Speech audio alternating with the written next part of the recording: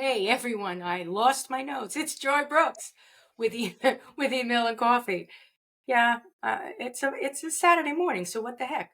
I have today someone who I've been excited to talk with. His name is Caleb Mayo, and he's a little bit of this, a little bit of that, an actor to start with. But I think I'll let Caleb tell us a little bit about who he is and what he's doing. Cool. Hi, Joy. Great to be here. Thank you for having me. You bet. There you go. Cheers to morning coffee. This is great. I am an actor. I am trained classically. I started doing Shakespeare when I was in like sixth grade, and I've done like 30 Shakespeare shows since then in various places and various stages of education. I got a degree in drama from Vassar College in Poughkeepsie, New York. Then I studied at RADA a little bit as part of that, the Royal Academy of Dramatic Art. Before college, I studied with Shakespeare and Company trainers in Massachusetts and a little bit with the ART, which is the American Repertory Theater that connects to Boston Commonwealth Shakespeare. So I've learned from a whole bunch of the classical folks, and I love classical acting, specifically Shakespeare. But I'm also a real sci-fi guy. I guess the rest of the Shakespeare education was a year in DC at the Shakespeare Theater there, which is great. I recommend it. DC has a great theater scene, it turns out. And that was a really fun experience, even though I was an intern, which was extremely hard work. But it was good to be like part of a 8 show a week, like professional theater for a year and like see what it's like up close. So then I lived in New York for a year and auditioned a ton there and did some work in like regional theater. And then I moved to Los Angeles and spent like 11-ish years there. There was a little hiccup at the end where I was out and back in doing like a little bit of TV and film and like a lot of commercial auditioning and a little bit of theater too. But the scene is very different there. It's not as good as DC and it's certainly not New York. But it does have the vast majority of screen auditions in America. And so I got a good sense of the industry there and I got to do a little bit of stuff. And I still have aspirations in this direction as a like writer director, but also I just love continuing to explore acting. And I live in Massachusetts now because I help care for my mom who had a serious stroke a few years ago. And so being a caregiver is a big part of my life at this moment. But I also do act sometimes still. I have a couple more classical acting gigs coming up this summer. So it's kind of been a big run of acting for me recently, doing this show Peer Gynt with symphony orchestras. We've done it with like 4 different symphony orchestras. We just did it with St. Louis, which was amazing.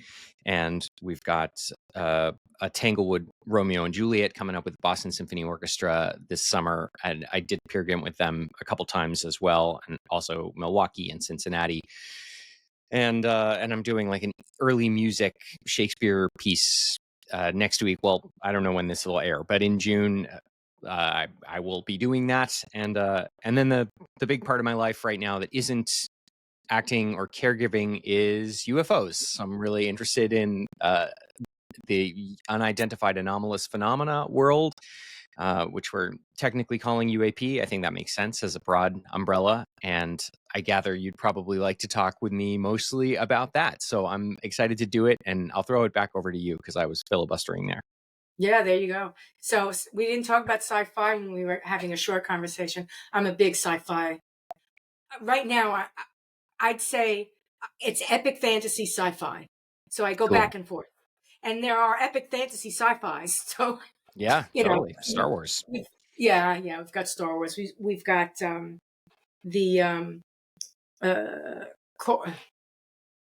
James Corey trio, the duo. James Corey is Daniel Abraham, who's epic fantasy, but he hooked up. I can't remember the other fellow's name.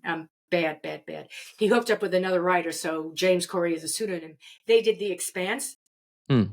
That cool. What we would call it science fiction. They call it science fiction opera. I don't know.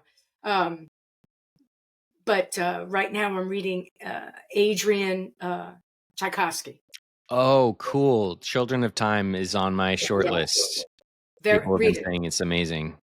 Um, um, I'm reading right now. What happens to me is if I read one book and if I like the author, that's it. I read all the books. Nice. I've done that all my life. So I relate. I'm reading like I'm into the fifth book, but one of the longer books was there was Architect, Children of Ruin, Children of Time, the Apt. Yeah, the Apt is like 10 books. In any case, I just looking to get Adrian on the podcast. Oh, that'd be fun. I just Wouldn't read there? a cool sci-fi from I think the 70s called Mote in God's Eye. Have you ever read that? Since you like extraterrestrial stuff, you might enjoy it. Um, I don't remember the author's name, but they wrote a sequel then like 20 years later. It's two authors, and I was kind of looking for something to follow up the Three Body Problem, which rocked my world. It was just like one of the best science fiction series I've ever read. Like one of the most fun book series I've ever read. So I strongly recommend watched it that. on TV, but I didn't read the book, and I'm thinking, did I ruin it? Oh, no, I don't think so because the TV series, as I understand it, at least the American one, covered the first book. Basically, the first season is the events of the first book, and the first book is quite slow. So you kind of have to get all the way through the first book before the author will even tell you really what the concept of the series is.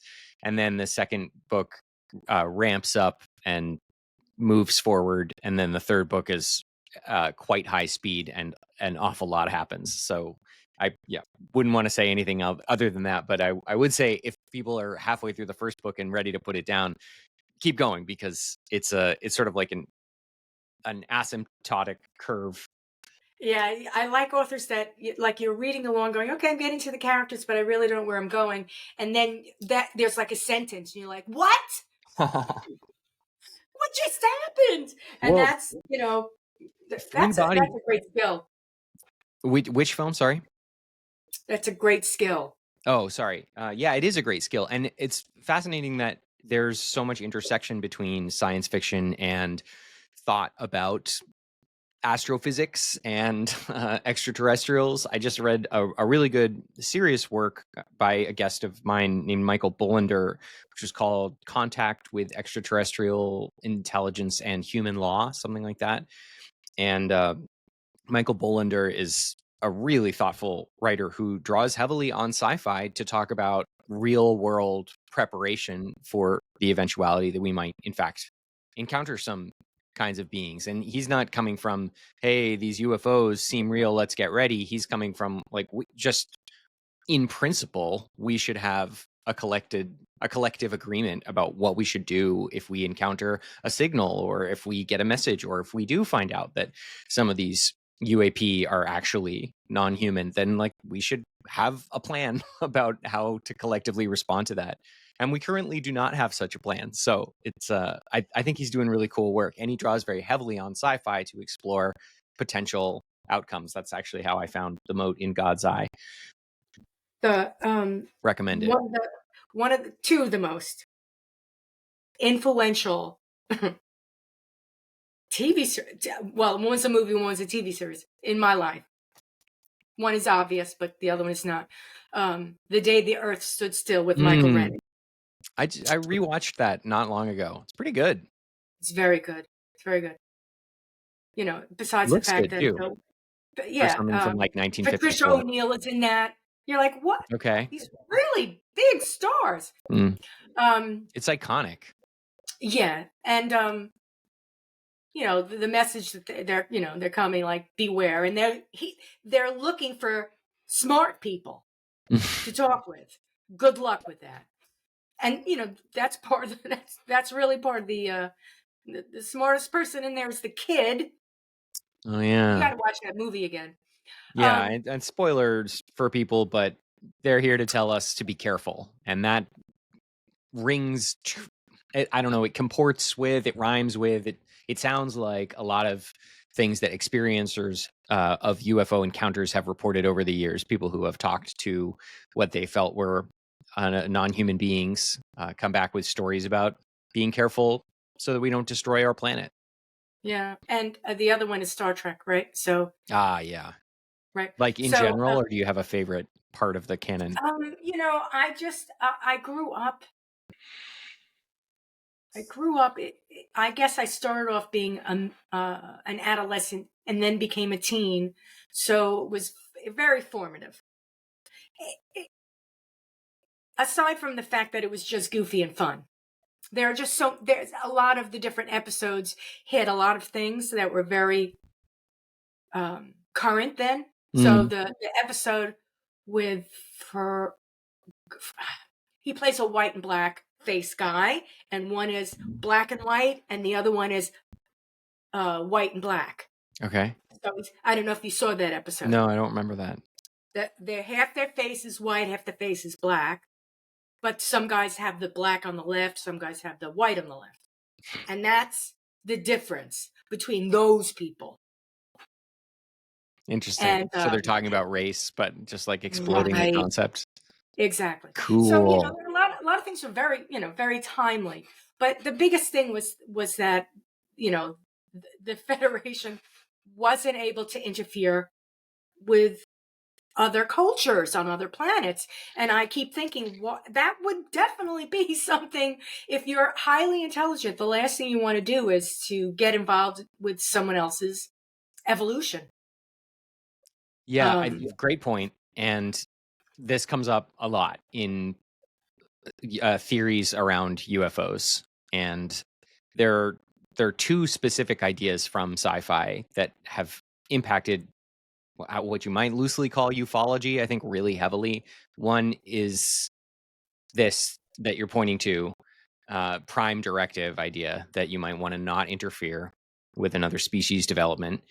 And the other is this idea from the three body problem, which I think is the name of the second book, called the Dark Forest Theory. And this is like a potential Fermi paradox explanation, which is like the question about why we don't see other extraterrestrials, other intelligent species out in the universe. And the dark forest theory is that everyone's being quiet because they're being careful, because they're scared of each other. And so those two potential explanations, I think, combine with the UAP evidence that we've seen over the last 100 years and maybe arguably thousands of years on Earth to suggest an answer to the Fermi paradox that I've been calling cautious aliens. I think this is probably something that other people have explored in detail, but I've been thinking about writing it up because I don't usually see it on the Fermi paradox hit list. I don't know how familiar your viewers will be with the idea of the Fermi paradox, but what do you think? Are they pretty well versed in that, or should I explain it? You can go look it up, and why don't you tell us a little bit about it? Okay. Well, the basic idea is Enrico Fermi is this like physicist working. He's Italian, but he's working in America in the 50s, and he's with these other big eggheads, and they're thinking about like big physics questions. And he asks, okay, there's so many stars, there's so many galaxies, there must be all these other planets. Where is everybody? Basically, like even if the percentage of life occurring is low, there should still be dozens or hundreds or maybe even millions of these species just like flying around. Why don't we see them? And one of the good answers is we just like don't have sufficient equipment to notice the goings on around the galaxy. Like it's very cool that we can see other stars, and now we can see other galaxies, and the James Webb is really nifty, but it doesn't take like real-time video of even Alpha Centauri, the closest star system to us.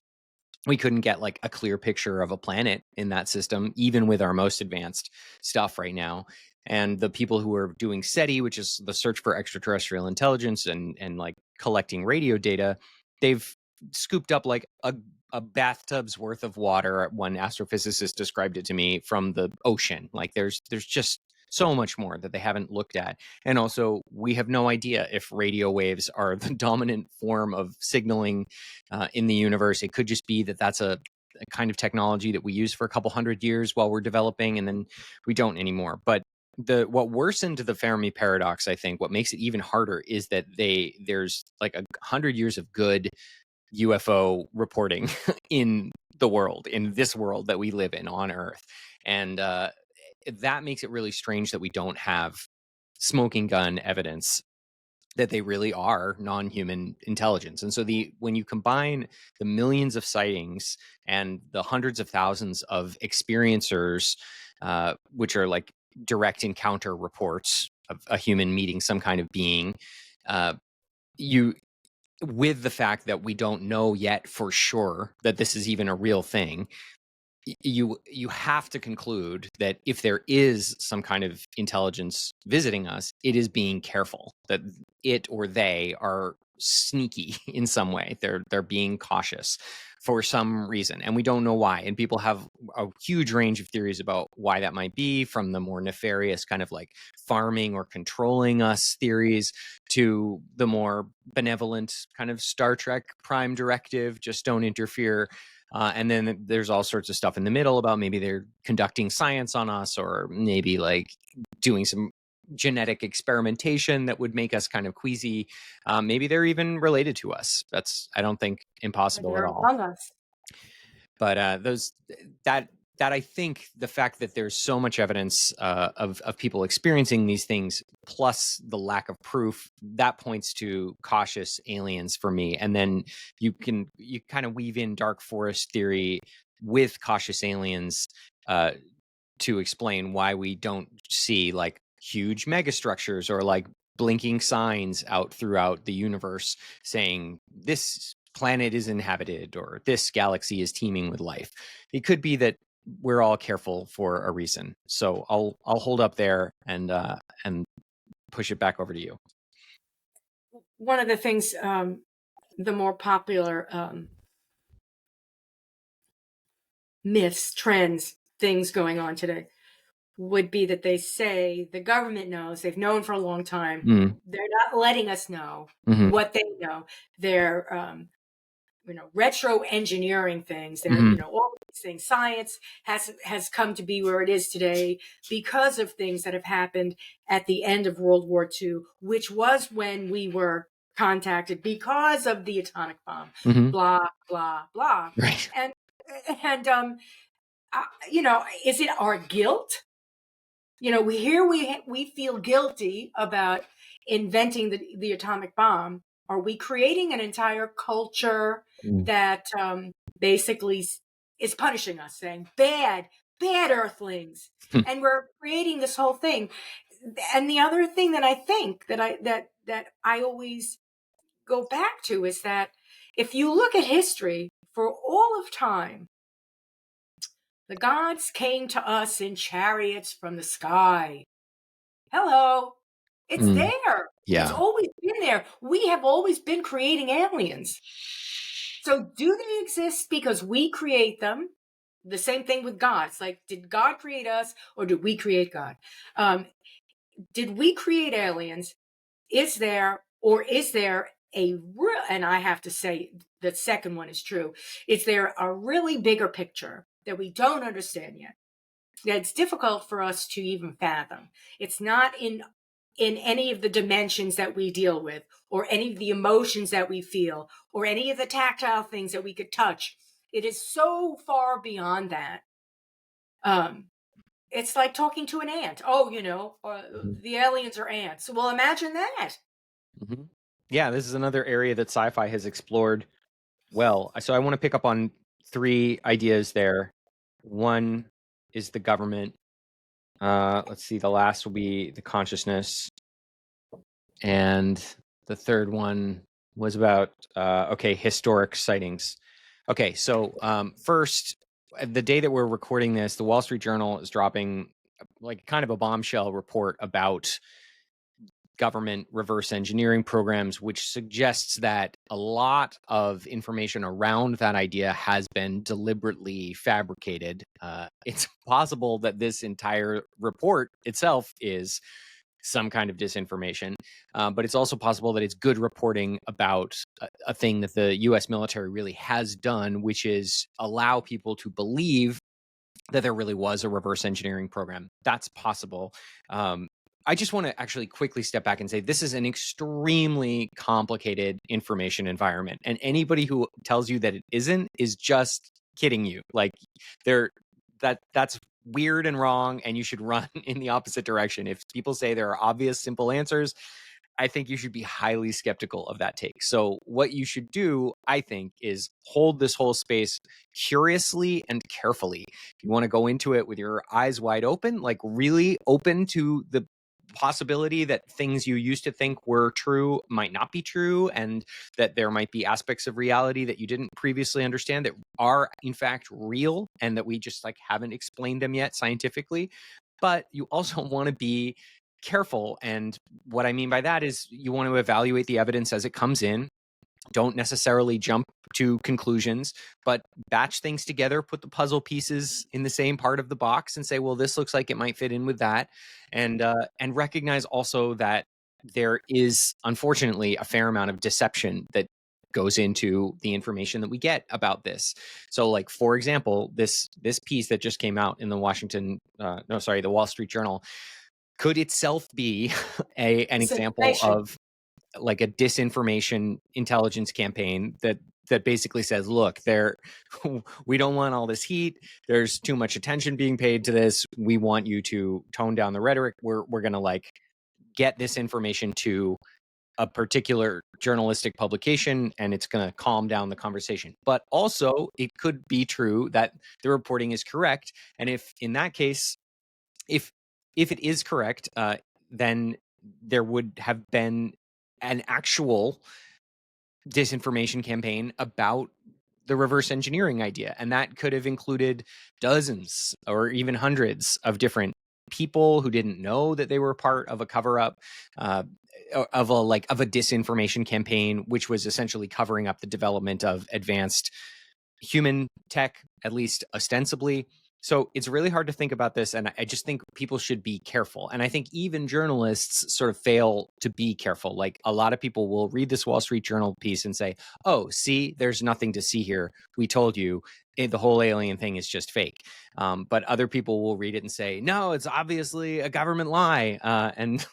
And you just, unfortunately, there are going to be some places where you can't yet reach a conclusion. And so you're going to have to hold both possibilities and engage with them as genuine potentials, and we just accept that we do not have the final answer yet. And that doesn't mean that you shouldn't care about trying to get to the answer. I think we should care. I wouldn't advocate just like a studied neutral position where we never conclude anything, because I think logic is real and you can in fact deduce and infer things from the evidence you see around you. But you do have to be careful, and you should recognize that this is, in addition to being a complicated information space, a space where there has been and continues to be some amount of deception from various actors.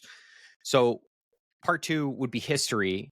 There are a lot of sightings. Every single religion has like flying creatures or like god type beings. There are all these like images through history of beings that look like aliens, or they look like each other across different cultures far away from each other in the world, that like they shouldn't. Like there are creatures that look like ET in Japanese sculpture, and like pyramids in Mesoamerica or whatever. Like all around the world there have been hints that stuff like this might be real for a long time. I still personally do not know how seriously to take this stuff, but I've moved everything in the UFO world from nah, probably not, to well, we'll see. And I evaluate the evidence as I get it based on that, up or down the ladder, because there are some things that still feel weird and unlikely to me, and there are others that are starting to feel pretty solid. And I guess I want to put a pin in the consciousness stuff, because I'll go to that more broadly in a minute. But I quickly want to explore this idea of solidity and evidence just a little bit more. No, I don't. I don't. I want to go to the consciousness stuff. So the next layer that you're alluding to is that there's more to the nature of reality than we have previously intuited. And that, I think, can fit with a model where beings are visiting our planet from other places or even other times, but it could also replace that model. Some people think basically all UFO sightings and all ancient aliens are essentially some kind of spirit entity, and we're interacting with beings that live in, as you put it, I think dimensions, but like other people say vibrations or planes of reality that we don't currently understand. And where I am on this is that some sci stuff is probably real. Like there's a lot of really good evidence, and there's an absolute ton of anecdotal evidence in any group of humans. If you ask them, have you ever had a ghost encounter or something unusual like that happen? You're going to get raised hands and interesting stories. We talked a little offline, yeah, about yours. So it seems to me quite likely that there is more to the nature of reality than we have so far scientifically explained. And it it also seems likely that if a species is a few thousand years or a million or billion years ahead of us in their technological development and biological growth, they are likely to understand that nature of reality more deeply than we do. So to me, it feels intuitive that that both of these ideas kind of play in the same space or could overlap. They're mutually potentially consistent. And the vision there would be like a being from another galaxy or far away in our own galaxy might have access to the spirit world. If the spirit world is real, a being with far more advanced technology than ours might be able to perceive it and interact with it and interact with beings there, or just like understand the rules of that space way, way more than we currently do. And I guess on the way out of this, I would just want to, I want to say that the whole problem of the space scientifically is that we don't know very much about this in a concrete way. And when you talk to experts about it, a lot of them who are like kind of normcore experts are extremely skeptical that any of this has any merit. And I understand that, but I want to just make a note that science has been a story of overhauling our understanding of the nature of reality. And at basically every step in our major scientific progress, we have had to radically re envision what we think the world is and how it works, like on a fundamental level. And we currently, in the last 100 years, have a broken and incomplete system. We can sort of describe the nature of reality, but even our own ideas don't fully add up to a unified theory of physics. And any physicist would be happy to tell you that, but they're not happy to go to that next place of, well, maybe there's a spirit world, or maybe some of these aliens are real. And that is a strange conflict to me, because there's a lot of evidence that suggests that these things are worth investigating. So the drum that I like to beat is, let's get more information. And also with regard to the UFO thing, and I think probably the consciousness and spirit realm thing, I think we're at the dawn of a scientific revolution. And I think that means that we're heading into a time when we're going to overhaul and radically update our understanding of reality scientifically. And what that feels like while it's happening is a lot of experts saying this is silly, who in 100 years will turn out to be extremely wrong. So this is unstable territory. I'm enjoying talking to academics, and I like drawing on their deep research to hold my hand as I explore it. But some of them are nervous to talk about it, and especially the younger ones, if they're just getting started and trying to find a job somewhere, have a really hard time engaging with the subject because they just don't want their name to be Googleable next to UFOs. That was way Exactly. too long, but it was No, no, two big it's cool. things. So Cool. back over to you. It's at this point, it's almost as if they're taking all this phenomena and they're now, like, I believe in Chupacabra. chupacabra. I've seen the Wolfman. All of these things, Mm, and it's all getting condensed into this phenomena mm, thing, which, if you look at it scientifically, at least we can begin to plot the data points of all of the phenomena, mm-hmm, and then be able to sort through the data mm, and see the patterns mm-hmm.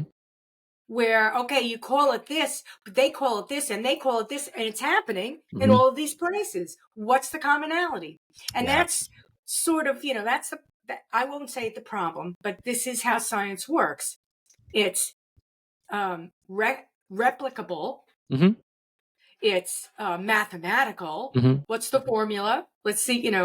It has to follow a particular pattern, and it repeats that pattern over and over again, and therewith it becomes science. It's knowable. How can you know something that has no pattern, can't be can't happen again and again, it happens differently every time you look at it?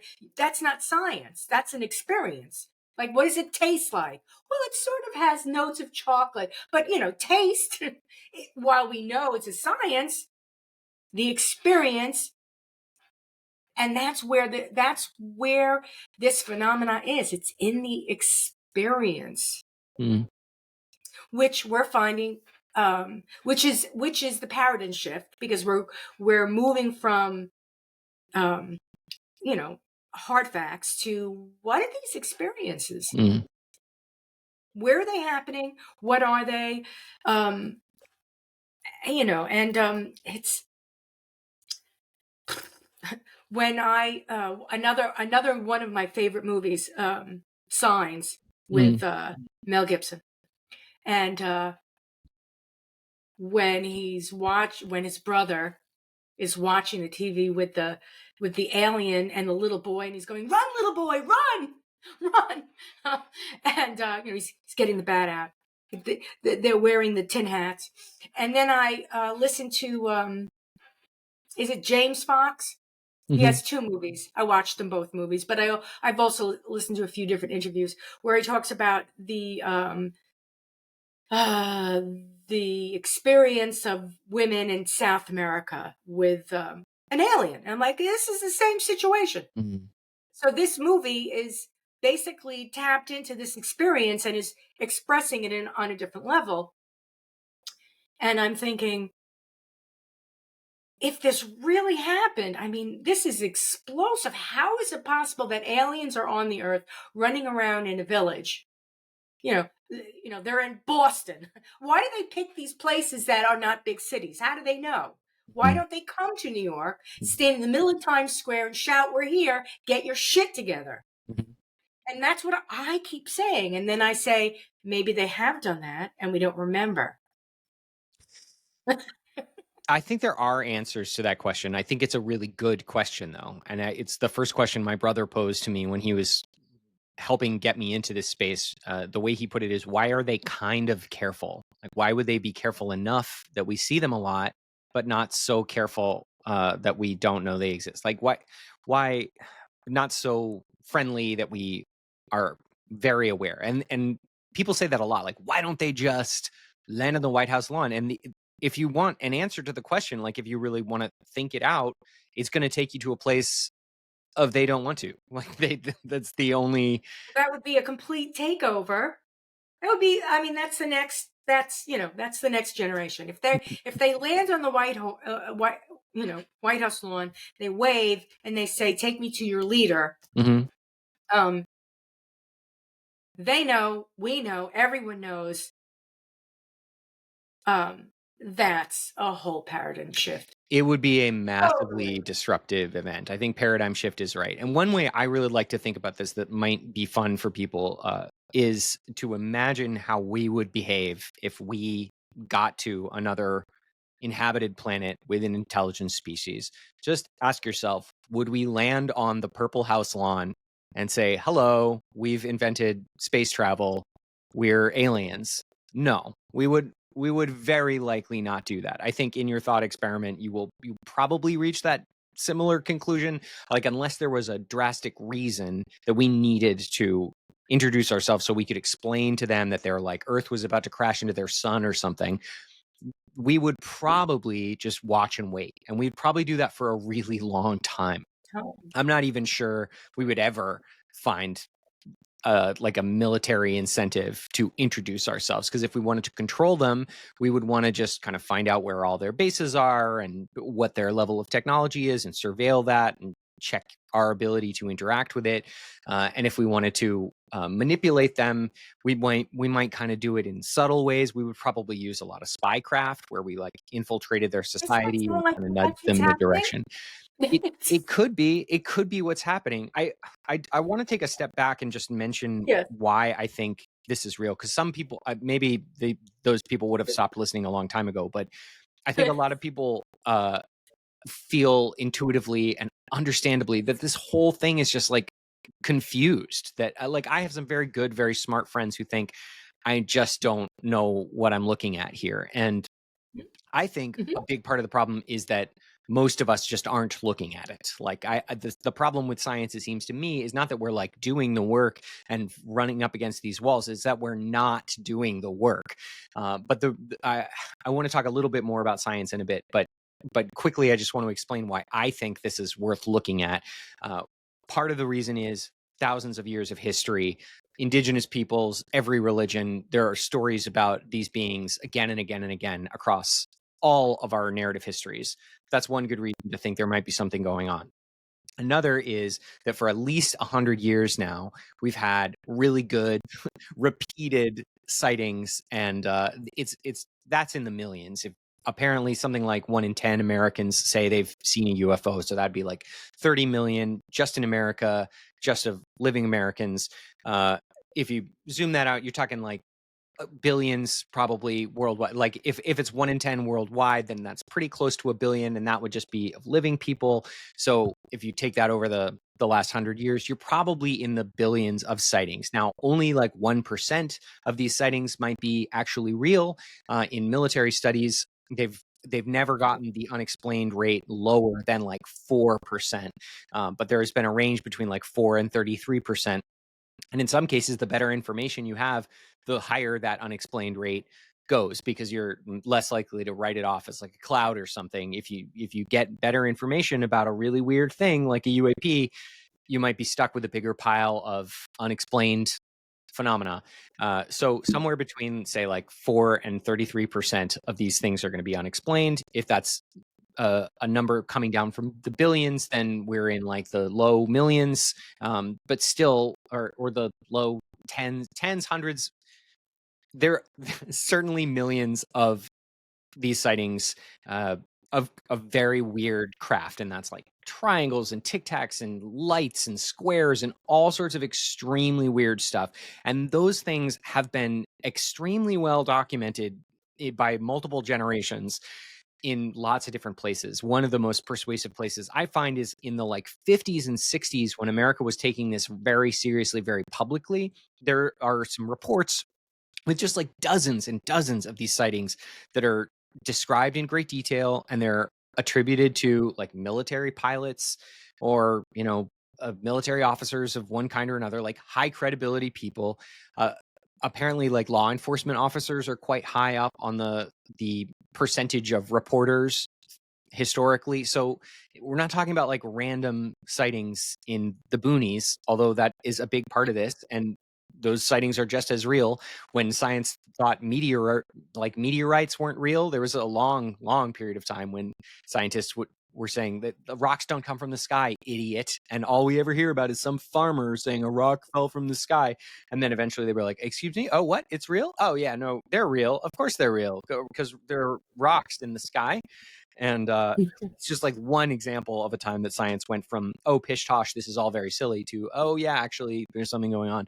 So millions of sightings, historical, religious experiences, and then you have hundreds of thousands of being encounters. And we know that because we've got records of hundreds of thousands of people telling us in written letters, usually to other experiencers, collected now at some universities, like at Rice University's Archives of the Impossible.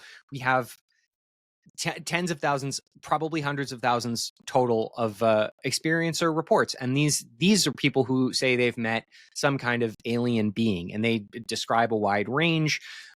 Some of them are very like classic sci-fi, little gray, tall gray. Some of them are like insectoid, but they do have like a huge range of descriptions. Some of them are blue, some of them are hairy, some of them look like robots. Like a lot of people. So, and then on top of this, in the last like 5 years, you have in the United States, well, I guess like kind of 10 years, you have this like drumbeat of new information coming from the military about objects in the sky we can't identify. And that, you know, like you can get a Barack Obama quote about that. Like, this is not weirdos. It's like the people who would know. And like, you've got heads of the CIA and like serious senators.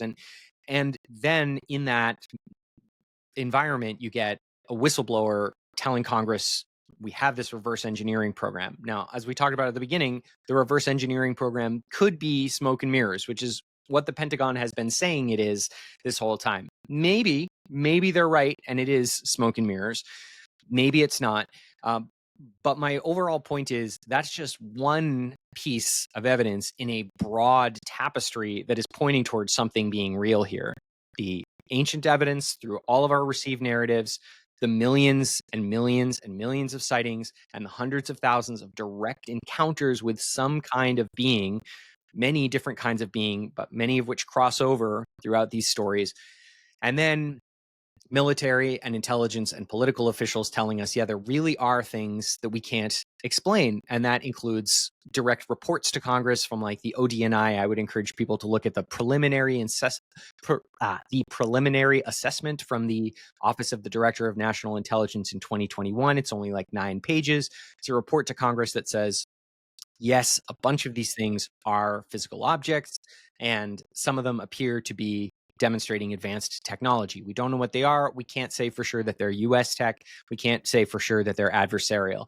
Now, maybe they are advanced human tech from the last 20 years, but the farther you go back into the timeline of these millions of sightings and then historical record, the weirder and less possible that seems. The more weird and the less possible that seems. So you go back to 1947 and people are describing these objects flying around at thousands of miles an hour, and contemporaneous leaders of the military and intelligence community were saying, this is not us.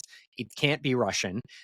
It's got to be somebody else, basically. And somebody else is not a very big category in the human department. Like, it would have to be, the only potential human explanations are like extremely deep military secrets, which for some reason have never been expanded to the rest of our military arsenal, or like a breakaway civilization of like a criminal enterprise that developed super tech 80 years ago and has just been hiding it from us all for reasons. But that doesn't comport with all of the being experiencers, and it doesn't explain the thousands of years of narrative. So it's important to just like keep all of that evidence on the table when you're trying to assess the reality of the situation, because any little part of it, you can kind of squint and make it go away.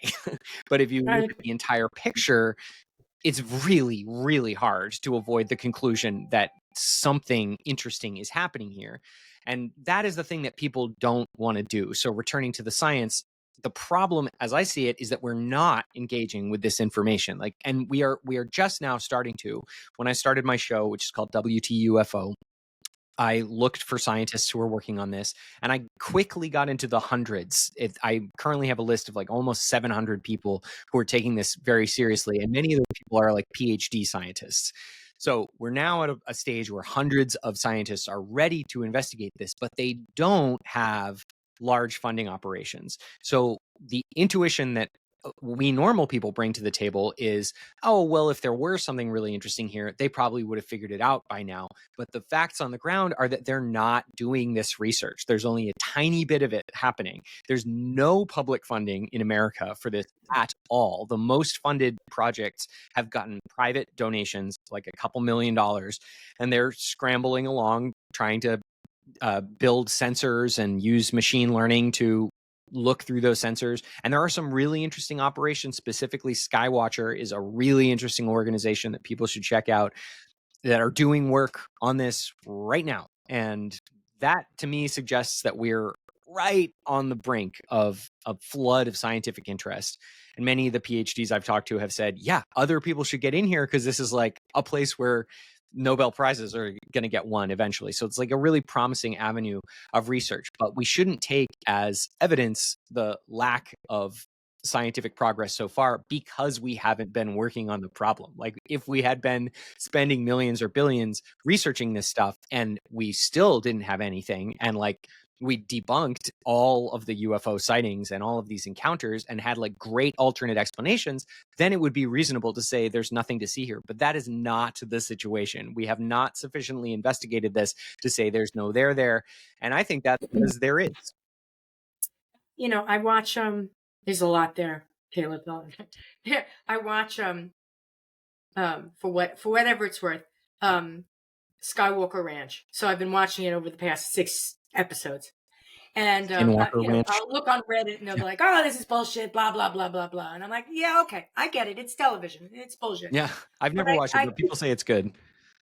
I keep thinking that when I do watch the show and they're like they they're testing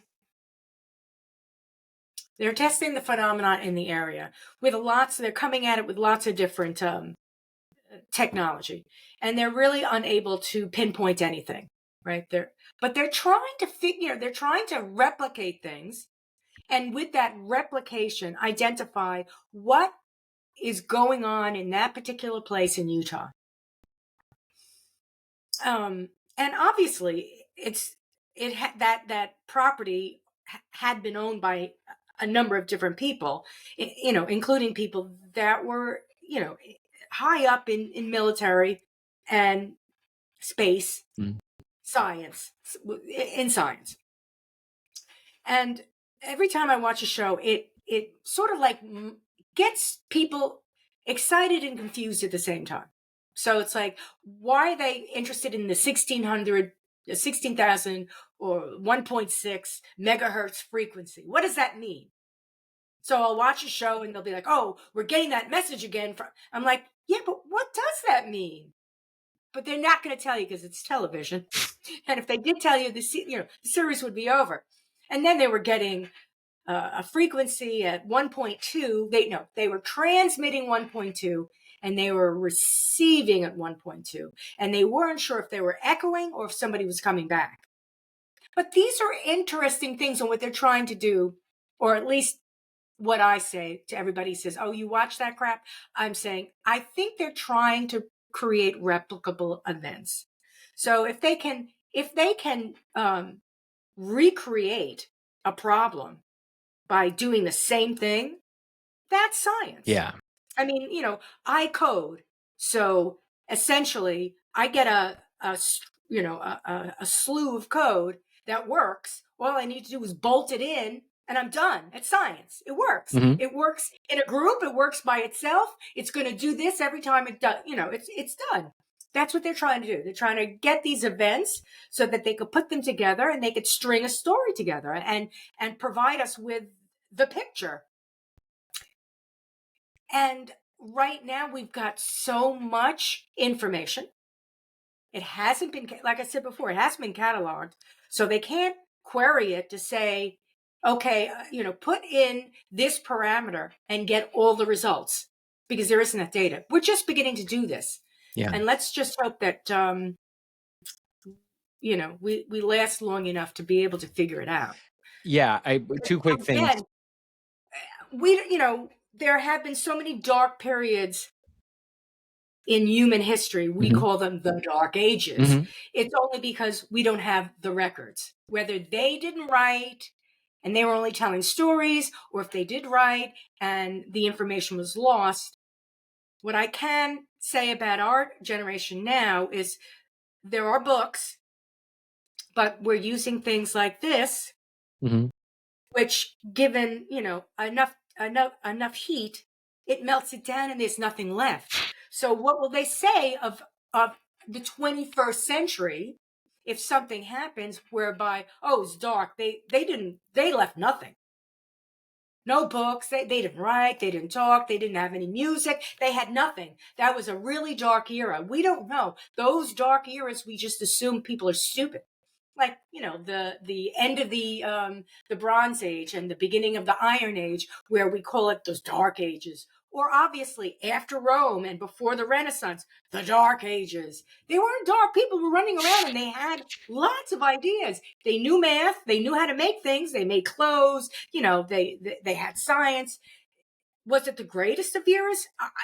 It's dark. I can't tell you, but I can only say is that because we don't have written records, we lose the information, which is winding us back to we're beginning to catalog all of these events. But if we lose all that information, we lose the catalog. So has that happened before? Yeah. The burning of the library in Alexandria is Yeah.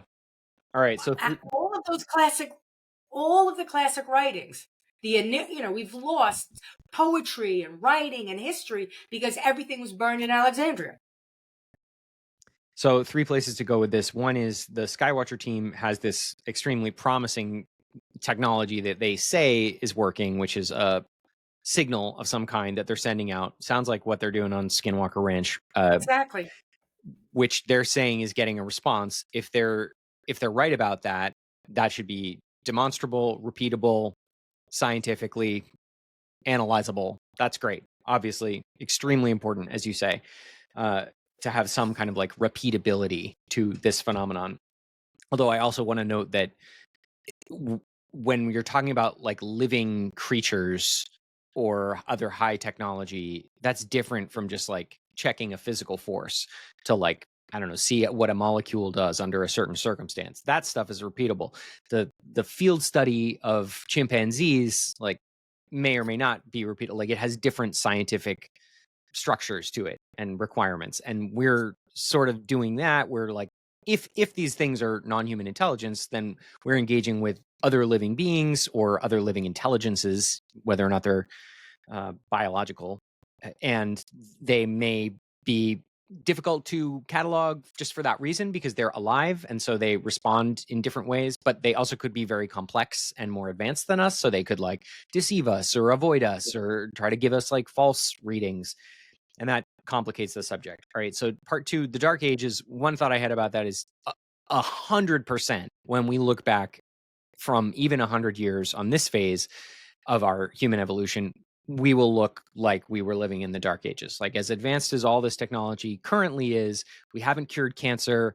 We can't reliably go back to the moon. AI is just like advanced chatbots right now. Like we are on the brink of an absolute explosion of scientific progress in myriad directions, every direction you can possibly imagine: biochemistry, engineering, robotics, changing human bodies. Like all of that stuff is like right around the corner, and we're starting to do more of it. We do more of it every year. It's advancing on an exponential curve. I'm a kind of a singularian. I think like after machines get better at inventing new machines, it's hard to predict, but it's likely that the like progress of technology will be vertically steep, like extremely fast. So just in these next 100 years, if the last 100 years are any indication, we're going to go to some extremely interesting places. Okay, third point, the ancient stuff.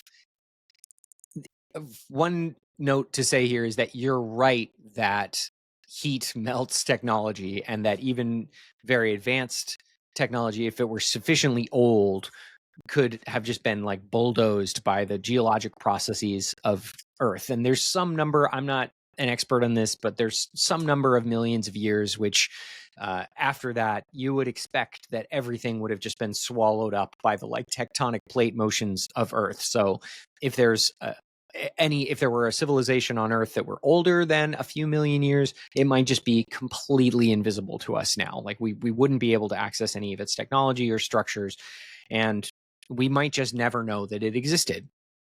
So it's hard to say whether something like that could have produced some of the creatures, beings, craft, phenomena that we're experiencing now. Some people put a lot of credence in that. Some people think like maybe there were, I don't know, drones sent out from like an Atlantean civilization millions of years ago on Earth, and they came back and they're monitoring, or they're like an old system that were built thousands or millions of years ago to monitor Earth, and they're just still monitoring long after their civilization passed away.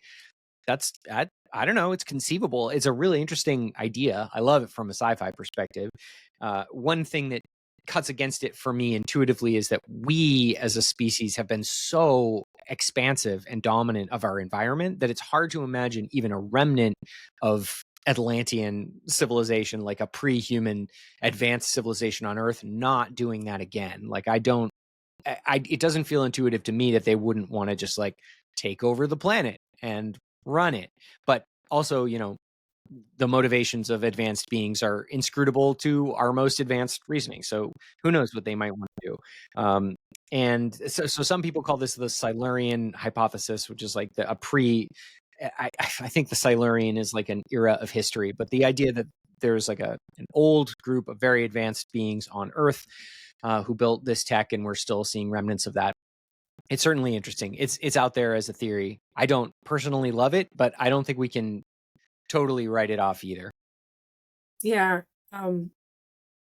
I entertain it. You I what? entertain Sorry. it. I entertain it. Okay. Yeah. Like, you know, I'm like, that's interesting. I can't see why it's not possible. You know, there's billions of years here. Mhm. I can't see why it's not possible. Yeah. I definitely don't think it's impossible. Impossible. It's harder to imagine why they wouldn't interact, I think, a little bit, but maybe they would follow like similar procedures as visitors from other planes or other planets, and maybe they're not like human in the fundamental way that we think of. Like maybe they're computer systems who are just like self-replicating and observing, and they're just like following old code. Maybe they were even a little kooky after a few million years. That's possible. Also, sorry, go ahead. I was going to say that the movie Interstellar, Mhm. which I had to watch a number of times because I was like, what just happened? I'm lost. The What? books, and it's a dusty But floor, and he's in a black yeah, hole, but he's pushing books.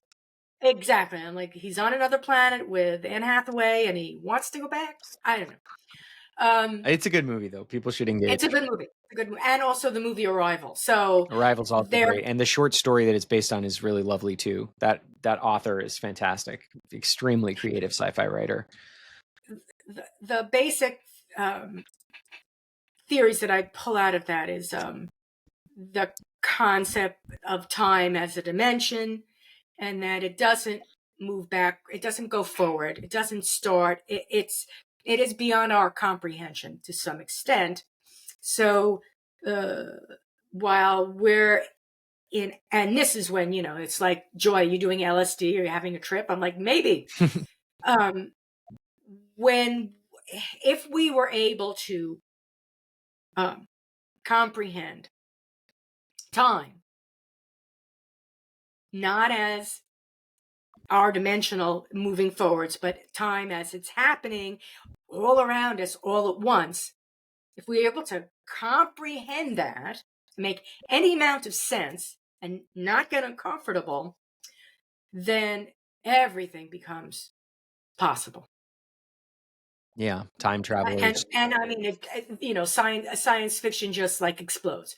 So, you know, things are happening all at once where, you know, I mean, right behind me, you know, Julius Caesar is screaming, you know, or, you know, it's the Ides of March and he's being murdered right behind me. And not only that, but all the different variations are happening of that on all, it just blows your mind. And I love to think about that and not necessarily say that's impossible or that's possible, but just think about that, Mhm. which is why I like sci-fi, because it makes you think, well, you know, we think um and just we as Westerners, we think in a certain way. Mhm.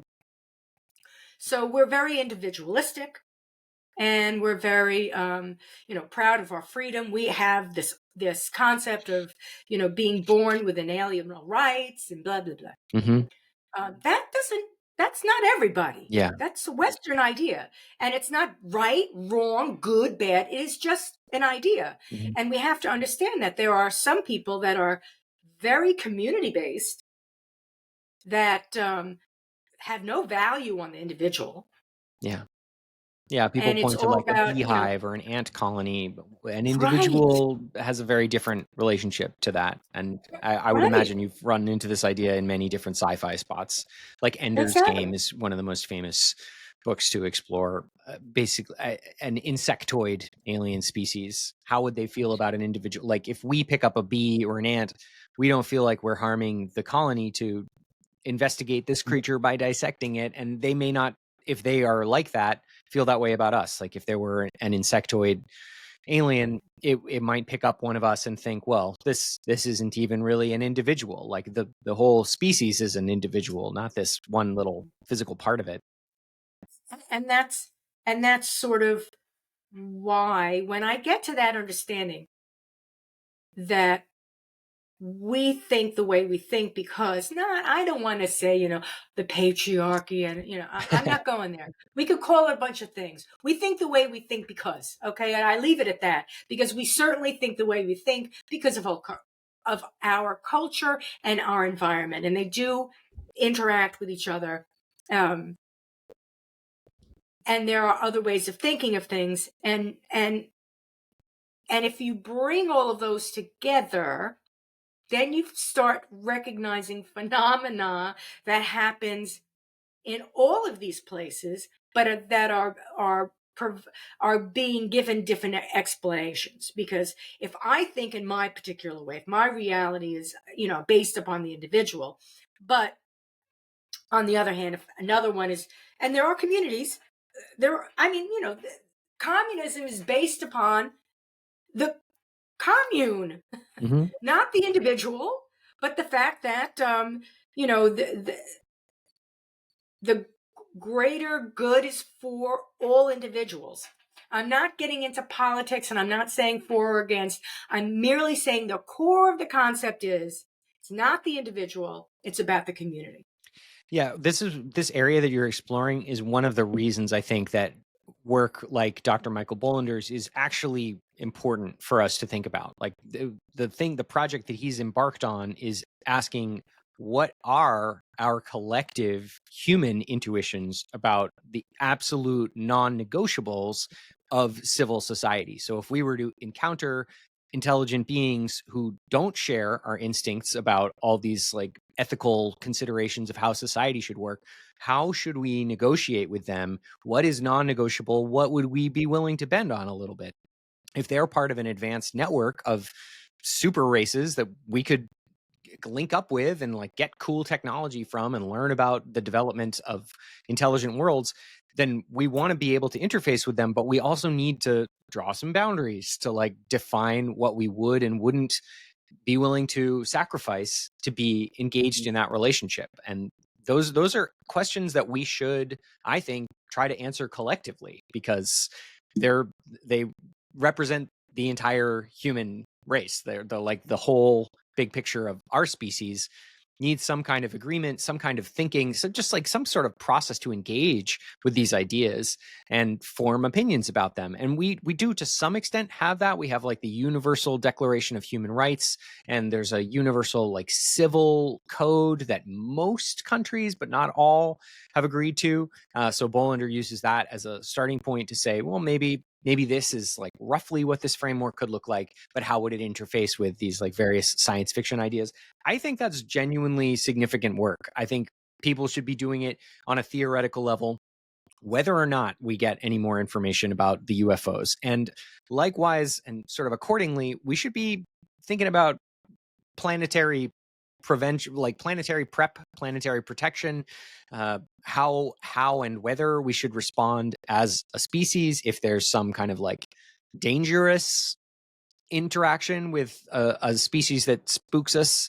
We shouldn't necessarily assume that we'd be powerless in that situation. We might be, but we might want to at least try to confront them, and we might want to think about how we could go about doing that. So that's one of the big areas I think of work for the next 20 years, whether or not the UFO thing pans out. I think we should come to some ideas, because sooner or later we're likely to encounter some kind of intelligent species who isn't us. And it would be great if we were ready for that when it happened, as opposed to coming up with laws on the fly, which honestly is probably how we'll do it. We'll probably wait until our assignment is due, and then we'll do it that morning or the morning after. Really. I just hope that we don't risk the planet in the process. I know, Because yeah, and that is one argument that people have made for not disclosing. Like, if the military and intelligence communities do in fact know something about this situation that is more than the rest of us, it could be that one of the reasons that they're keeping that secret is that they don't want to freak us out and spur some negative action from us. Like, if we demanded that, if the military, say, like, knows that there's a mothership under the Bermuda Triangle or something, and then, like, the public finds out about this, then there might be like a huge public pressure campaign to go nuke it or something. And then maybe a president comes into office saying, I will nuke the mothership. And then we start an interstellar war, or we do something that causes us to be wiped out, or just like lose a potential relationship with an advanced technological species of whatever origin. So like that's a the most genuine concern. complicated. We're so complicated. You would think it's pretty simple. There are others out there. We don't know what it is. There's a big question mark. Deal with it. But no, we come up with all of these. Not only do we come up with all these theories, but we come up with people pro and con, and then you get the violent people who are like you said, let's nuke the motherfuckers, and it's like, whoa, Yeah. folks, we're really bad custodians. We just need to get a better grip. We do need a better grip, and that starts at home. Like, our work to deal with these next few years should be personal. You should start with your own garden, tend your own emotional circumstance. It's something we should teach our kids that we don't, and we should all have gotten as part of our education, but we didn't.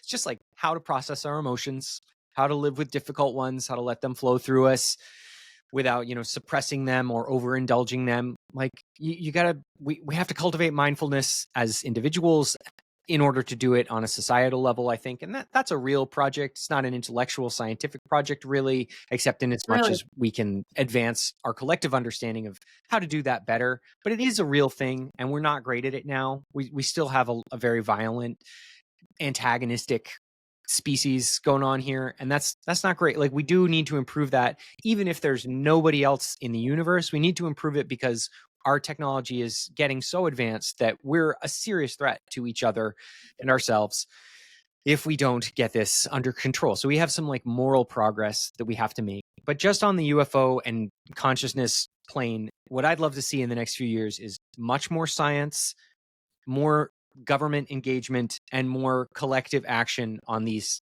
theoretical projects. So if you're listening at home and you're like, but what do I do with this information? I would recommend that you contact your elected official and ask them to press for transparency on these subjects from the military and intelligence communities. I wouldn't expect much, but I would like a position from my elected official on that. I want them to at least have an idea of what they think. I want them to have a point of view. And then more importantly, I think you should ask them to press for more scientific funding for subjects like this, for subjects on the fringe of science that we don't currently understand, everything from UAP to psi phenomena. I think that stuff is really worth investigating. And the scientists that I've talked to have told me we can't get those funds unless the funding bodies explicitly say we have money allocated for UAP research or for psi research. Psi is basically, like, magic phenomena, telekinesis, telepathy, astral projection, stuff like that. If the National Science Foundation in the United States doesn't have a line in its budget that says allocate X amount of dollars for UAP research or for psi phenomena, then scientists cannot apply for grants. And the grants are the lifeblood. These grants are the lifeblood of science. So we need way, way more research in this area. Scientists are ready to do it, but they need the funding. The only other place to get it is like weirdo millionaires and billionaires, which, maybe, like, it's great. If you're out there and you're sitting on a crypto fortune, I think you should investigate UFO research, and you should find some to fund, like Skywatcher or UAPX. And then finally, I think we should collectively think carefully about how to engage any potential non-human intelligence, and we should take that project seriously, which means academics should write papers and books about it for the next 20 years until there's a general consensus about how we should approach this. And I think we might be coming up on a moment where we turn a corner from, is this all silly, to, yeah, this is all real and worth investigating in the next like 5 years. But certainly in the next 20 years, I think we're going to have a much better idea of what's going on, just because our technology is getting so much better that it's going to be able to pull patterns out of masses of data that we previously couldn't process ourselves. So I think we're on the brink of something big, and we should stay calm and research it more. Big picture pitch. You had an episode with a librarian, and you had a Yeah. lot of resources there. Yeah, I recommend it. Her name is Deborah Ward. She's super lovely. Yeah, and did you post those resources? Yeah, people can go to WTUFO.com, WTUFO.com, and check out our resources pages. They're still in development. It's kind of early. And honestly, I haven't had sufficient time to make them as good as I would like, but it's a start. There are trailheads. The UFO world has so much interesting stuff in it that it can be really overwhelming. And a few great places to start, if people are interested in picking up a book, are Leslie Kean's book. It's pronounced Kane, actually, but it's spelled in a way that you would think it was Keane. It's Kean. Leslie Kean wrote a book called UFOs, Generals, Pilots, and Government Officials Go on the Record. That one's really worth reading. It's direct accounts from extremely serious people of their experiences witnessing these craft or leading operations. Like there's a chapter from the head of the Belgian Air Force who talks about the wave of sightings in Belgium in the 80s. And there's a chapter from an Iranian fighter pilot who directly encountered an extremely weird object that did strange things to his plane. That book is kind of like ground zero. I would say that's, if you're only going to read one UFO book, read that one. But if you're going to read two, read Robert Powell's UFOs, A Scientist Explains What We Know and Don't About the Phenomenon. That's a really great primer on the different kinds of phenomena that people have observed, and it's got a scientific eye. And Powell also does a great job landing with, here's what we should do at the end of his book. Like, the National Science Foundation should allocate 1% of its budget, and we should investigate in XYZ kind of ways. Like, it's very, very practical, very forward moving. And honestly, actually, those are the only two that I feel fantastic about recommending. Under that, there's like a whole world of cool books that you can start to explore. There's Ross Coulthart's In Plain Sight. There's Diana Pasulka's Encounters. There's everything Jacques Vallée wrote. He's a famous French researcher, but maybe especially fun is Passport to Magonia, which takes seriously the like hundreds or even thousands of years of folklore encounters and starts to put those in line with our modern UFO experiences. Jacques Vallée is exploring there the idea that maybe some of these things have been with us for a really long time, and maybe some of these beings are not necessarily extraterrestrial. They could be terrestrial, but from a part of reality that we don't understand, like, I don't know, fairies, for example. Oh, there's only one other thing that I missed here, which I would love to talk about a little bit. And for this, you could go to Richard Dolan's work. Richard Dolan wrote UFOs for the 21st century mind is a good like overview, but he also has two big books called like UFOs and this National Security State, I think, which are deep dives into the history of this from at least an American military perspective. And something I got from Dolan that pops up in other places that is one of the weirdest aspects of the UFO phenomenon is that a lot of the beings people have encountered have been human-ish kinds of beings. And that is an extremely strange, but like pretty persistent aspect of this phenomenon reported across many, many experiences for like 100 years now. So that leads to a really interesting set of questions, like why would some of these beings look pretty human?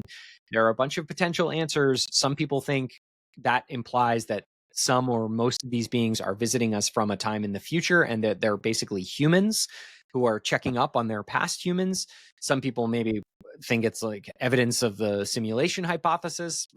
Some people think it's, which is like, we're living in a computer simulation and these beings are checking on us somehow, or they're just part of the story. Some people think this is evidence that we are just one branch of a much larger species of human-like creatures who live throughout the galaxy and maybe the universe. And maybe we're even related to a whole bunch of other kinds of beings who are from other places who could potentially have played a role in our evolution. I don't know what to make of that theory, but I will say that it is a really widely reported phenomenon that people see human-like beings and sometimes just like straight up regular humans in their UFO encounters. I guess one other theory would be there's a strong, very secret military or human component to the abduction phenomenon, which is one of the scarier theories, but it is out there. Some people take it very seriously. I don't know. I would put it in a basket with these other ideas, but people should know that because it's an interesting fact. Yeah, abductions are one thing that I try not to think about. Understandable. Especially since I live alone. Okay.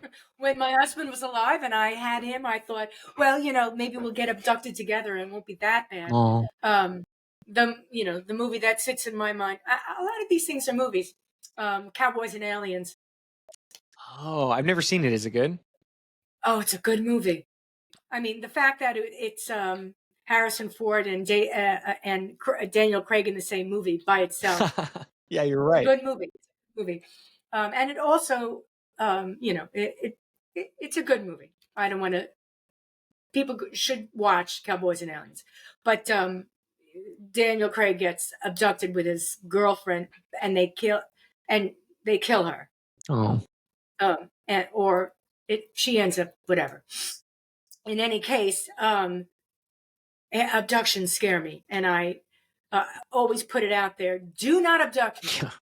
It is scary, No. and I guess I should say just on the abduction front that if that's real, if these few 100,000 people who have had experiences like this are in fact experiencing something physical or like spiritual that's like real in a, some of these things are sort of non-physical, others are very physical, but many of them could be real, like in a literal sense. If that's true and there is a reality to it, we have done collectively an absolutely horrible job of incorporating that information and their reports into our social understanding. And what we have done instead of accepting this as an update to our worldview is excommunicate those people from society. We've just like pushed them to the side and said, well, I'm sorry, but you're just crazy, because we don't have a framework to deal with this. And so that I think is like one of the real human harms of ignoring and avoiding this subject and refusing to research it and refusing to engage with it.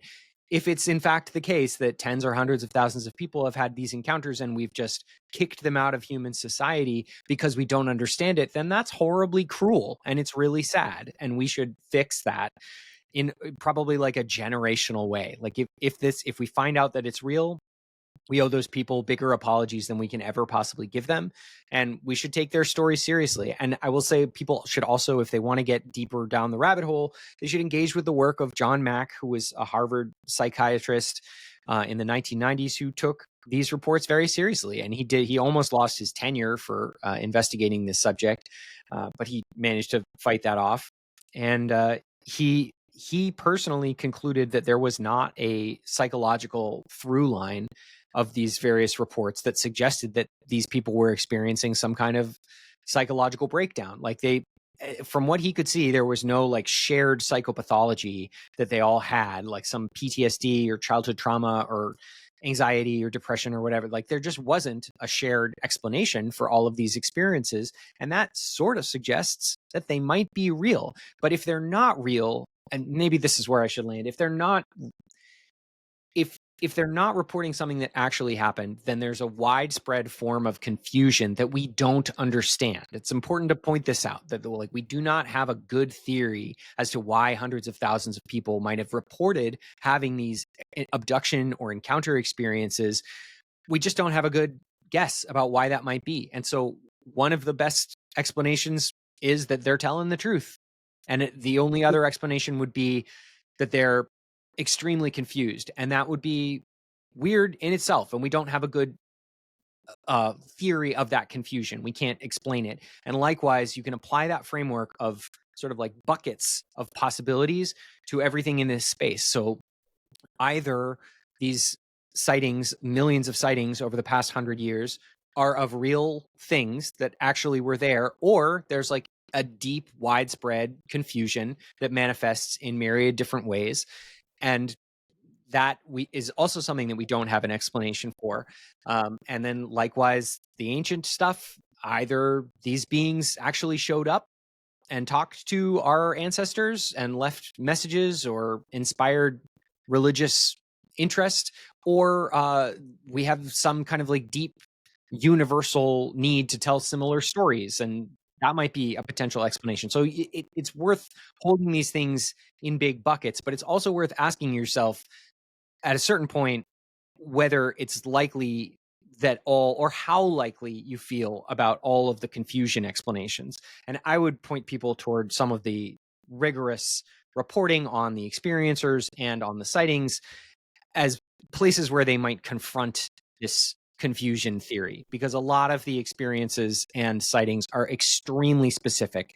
And similarly, the ancient stuff is very detailed. I don't have as much knowledge about that, so I can't really speak to it and say I think there's a smoking gun. But I will say for myself that I have found it hard to look at dozens of extremely specific reports about different kinds of objects and different kinds of beings and say these people are all clearly confused. So I don't think the confusion hypothesis is particularly persuasive, but you should understand that if you want to dismiss the non-human intelligence hypothesis, then you have to embrace a hypothesis of profound, widespread confusion. So I use this phrase, what must we believe, as my kind of framework for thinking about UFOs. And the reason I do that is that you can take all the parts of this conversation and bucket them into alternatives. Either this is true or that is true. And like epistemologists call this mutually exclusive, non-compatible dichotomies, I think. So you can break things into 15 smoking guns. It's like, okay, no, they're smoking gun. No, there are 15 of them. Are you trying to tell me that 15 people at the Hill all shot at JFK at the same time? Yes. All right, now we're really out there. Interesting. I don't know that one, but yeah, like a way you could apply a dichotomy there would be like either 15 people shot guns and none of them hit JFK or something. Like you would say like either this was a group of people trying to kill the president or it wasn't, and that would be like one mutually exclusive, collectively exhaustive dichotomy. And then you can like branch down from there. If there was a group of people trying to kill the president, then either it was organized or it wasn't. And if there wasn't a group of people, then either it was a single shooter or it was multiple shooters. Like you can, these are some of the tools that you can use to work your way through this complicated information environment. The most important thing is to keep an open mind, and I won't say that I'm not a conspiracy theorist. I won't say that I am a conspiracy theorist. I'll say I listen to any conspiracy that you want to tell me, and I'll walk away going, oh, that person's whacked, or, oh, that person's whacked, but, oh. And then 5 years later, that conspiracy comes back, and guess what? It's not a conspiracy. Yeah, I feel the same way. The main thing I want is more information. And so I do think keeping an open mind is important, but I also think we should collectively advocate for better research, more science, more transparency, more collective work to get to the answers, to improve our worldview, to find out more about what's going on. So I don't want us just to shrug. I don't want us to just ignore this and look away. And that means we have some hard conversations to have with each other about just directing funding or just directing interest, just allowing your attention to settle on these subjects for a little bit longer. I have challenges with this in my own life. It's not the easiest thing to do, but I would urge people who care about it, who have somehow listened to this entire conversation, to find some way to contribute to expanding the conversation so that we can get more information, because we're not going to be able to reach a conclusion based solely on what we have. And it's likely, this is actually a good note to end, it's likely that whatever we find out is weirder than we can possibly currently imagine. Whatever the ultimate answer to this is, there are so many strange directions and aspects that it's seems to me probable that the final total picture is going to seem extremely weird compared to our current worldview, and it's going to radically change our understanding of reality. So we can hold each other's hands and do this one step at a time. Stay calm while we do it, but do it. Try to press for more information, because we deserve to learn more about the world, and because it's a beautiful aspect of life that we can be curious and discover more as we go. It's a positive thing. I'm going to leave everybody with a positive thing, that it's going to be weirder in a really positive way. Agree. A beautiful, positive way. Because weird doesn't necessarily mean bad. Yeah. It just means, never thought of that. Yeah, surprising. Could be very, very cool. We could find out heaven is real, and God is real, and angels are real. Like it.